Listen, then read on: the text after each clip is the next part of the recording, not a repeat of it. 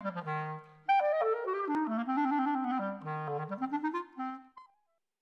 we're in the Gogh for their brand new show, Prague 1900.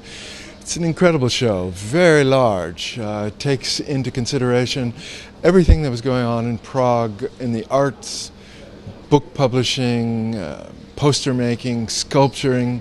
It's a beautiful show, much like a couple of the previous ones, Vienna and Glasgow at 1900. And here we really are at the end of the millennium. And like this millennium, there was a preoccupation with death and cults and ideas, and a lot of religious things were going on. So this show brings all of that together and what was happening in Prague. It's a beautiful show, so join us now. We're going to be talking with the curator of this show, Edwin Becker. So join us now for Prague 1900 at the Gogh.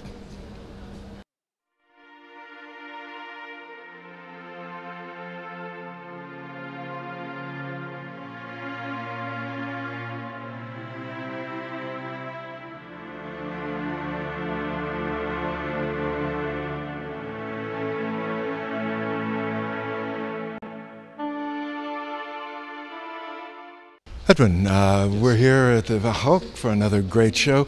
Could you tell us a little about Prague 1900? Well, it's a sort of part of a series. We started a couple of years ago with Glasgow 1900, and afterwards came Vienna 1900, and it seems sort of a logical step to the Prague 1900 show. And in fact, I myself was in Prague for, I think it was the first time 6 years ago. It was really, it's of course a fairy tale city, and I was wondering where was all that art. It was kept in depots, it was sometimes installed in some small cloister, so really hidden secrets in fact. And once I discovered a villa with Bilek sculpture, for example, I thought, well, this is really worthwhile to do a great overview of different cultural things. So not only applied arts, also paintings, sculptures, posters, graphics, books, etc., etc. So there were two people helping me in this, Roman Prahl and Peter Wittlich. They are both from the Prague University. And together we made a sort of team and built up an authors team for the catalogue, of course, but also really discussing what are the most important artists and what also are the objects and also the balance between objects and paintings and sculpture.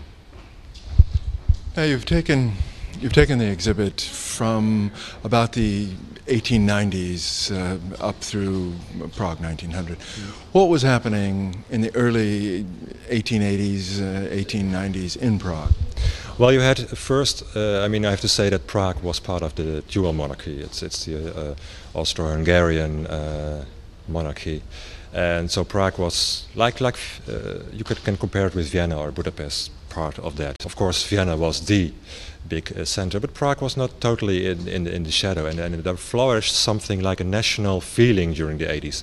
There was this tendency to bring up this they call it renaissance, a sort of national renaissance. And one symbol is the National Theatre. All kinds of artists and painters, sculptors, they all participated in this building. And when you go into the National Theatre in Prague to the downstairs basement, then you see all kinds of stones coming from different regions. So it was their cathedral of Renaissance, they called it. And during this sort of neo-style, because it was very historicist, this movement, it looked back to their past, what they thought was typical Czech. After that, there also was a sort of more individual style coming up. There were some artists who thought, well, this is okay, but we have to develop something quite new. And that's what is really important, I think, because Art Nouveau didn't flourish at once. It had really a sort of prehistory. And you can see that, I think, very clearly in the show when you have paintings which look at first sight very academic. There are these funny boys and girls walking in a sort of meadow, or you have this allegorical thing which is called exuberance, and there is some flavor underneath. There is something which is in fact very, very subtle, indicating already that there is a change coming on. And in fact, it was developed by a young artists association, the Manes Group, which was named after Joseph Manes, a very well-known 19th century artist. And this group was, when you can compare it with a lot of other groups in different cities and in different countries, sort of avant-garde group which said, well, we have to quit with all these academic traditional styles and we have to build up something fresh and new. This really avant-garde style was in fact initiated by this Manes Association. Now this group took different tenets in art. It went away from the old classical or neoclassical styles.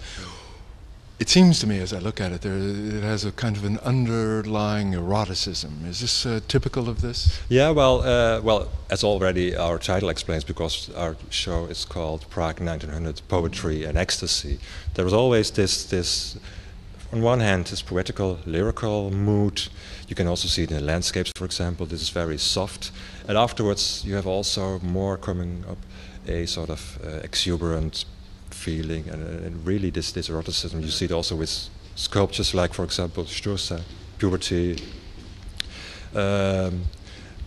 It is a sort of feeling which indicates that from superficial salon art they are going to the inside. So it's in fact a view inside yourself, and all this hidden.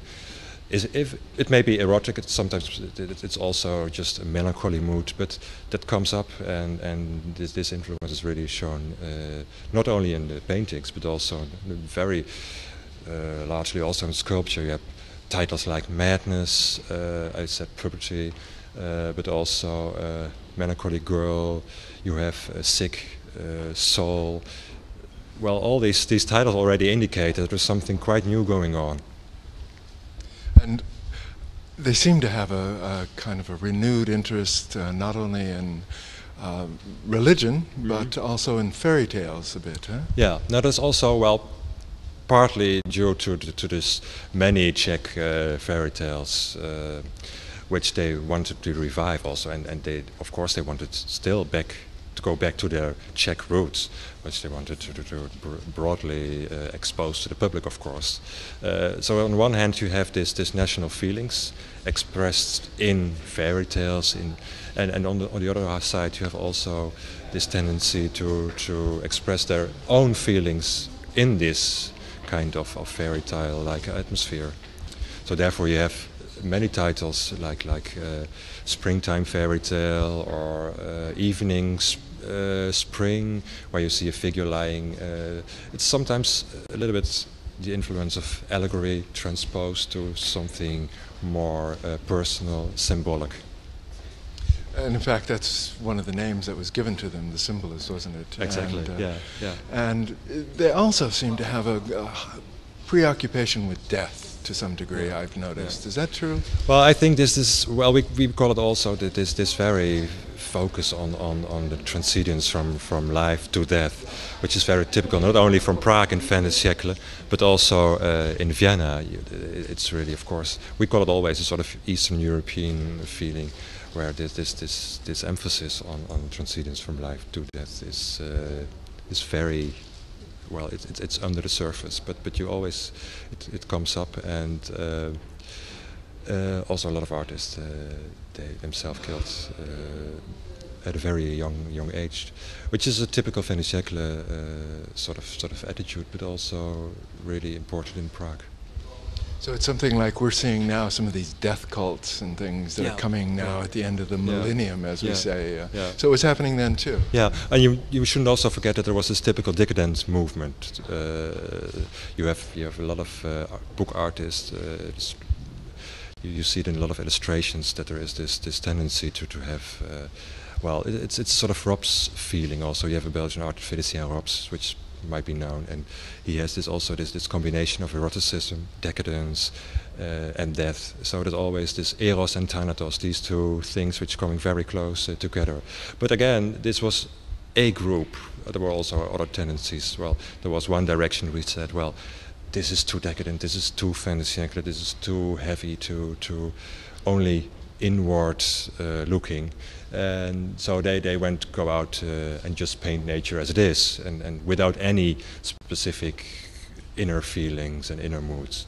So there is, I mean, the Manus group was in that sense a sort of melting pot. It collected several artists, and it had no rules. Like, that was the most important thing, because the academic style that was specifically divided into genres, into subjects, and so on. But these artist groups felt themselves free to do what they wanted, and I think that's the most important thing about this avant-garde.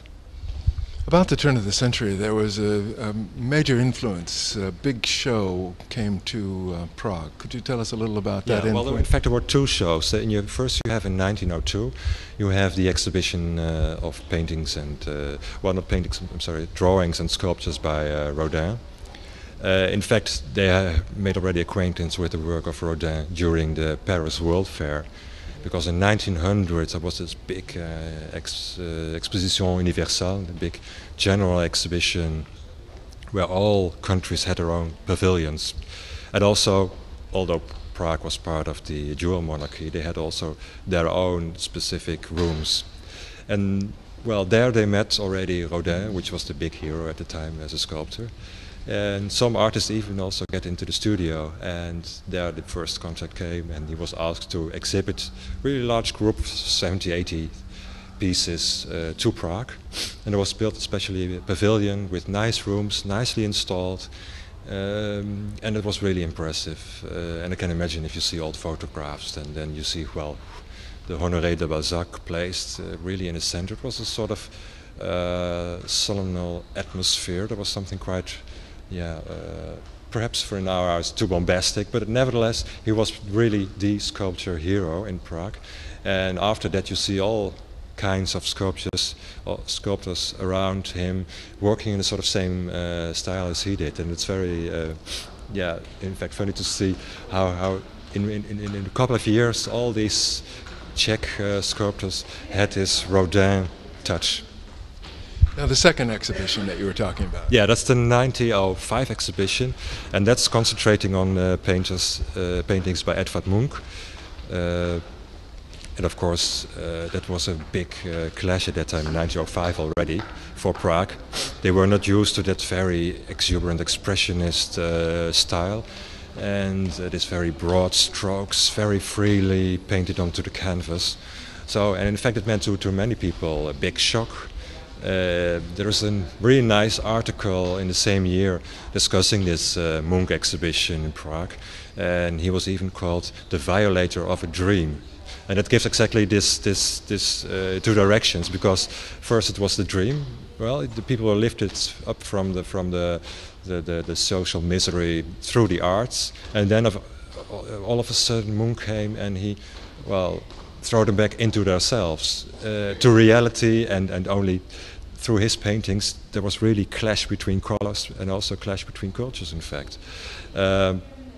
But he was really regarded by some of the younger avant-garde as a new hero. What for them meant for the sculptures was in fact Munch for the expressionist painters. I noticed as I looked at many of the paintings that you see the outside influences of the Impressionist, of the Expressionist. Kirchner I see in kind of one painting or two. Yeah. But they seem to make a kind of personal Czech feeling in each of them, don't they? It's not quite like a French Impressionist. It's their own. No, it's always this. It may be a sort of poetic, but perhaps we can call it better a melancholic undertone. You can call it typical Czech or Eastern European, but what also is very important is that, in fact, a painter like, for example, Jan Preisler, he made the whole development through all phases of very early, more decadent symbolist style towards this new style. And even in his expressionist works, you could call them, for example, expressionist, or sometimes even there are cubistic elements, he remained always very much close to this symbolist feeling. And well, it's difficult to discuss about symbolism. We once had a symposium. It took 2 weeks to get a definition of symbolism. But what I meant to say is you have always a sort of hidden meaning in these paintings. For example, there's a series by this same Jan Preisler, which is called The Black Lake, which is also hanging in this, well, expressionist room, if you can call it like that. Which, well, of course, it's a black lake. You see a guy standing naked before a horse, and then you see a big black part of the canvas. It's very flat. It's very decorative in a sense. The colors are very strong. The contrasts are very strong. And what he wanted to say is also that you have this contrast between form and also content, because as a sort of symbol of cosmos, the man is standing there before a white horse, which is purity, but also the horse is symbol of instincts, erotic instincts. So it's constantly playing with symbolic meanings within sometimes an expressionist form, sometimes a more cubist form. But this underlying symbolist mood, that's very important in Czech art. Now this exhibition is just opening today for us. Yes. And tell me when the people can start seeing this and how long it'll be.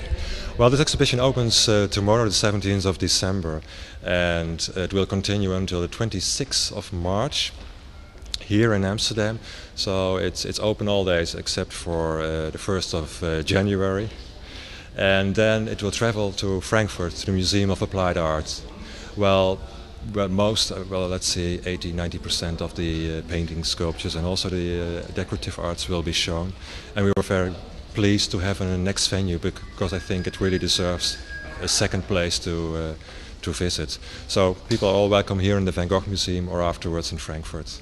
Well, Edwin, thank you very much. It's a beautiful show. I think a lot of people will find it fascinating to see Prague in 1900. Thanks again. Thank you.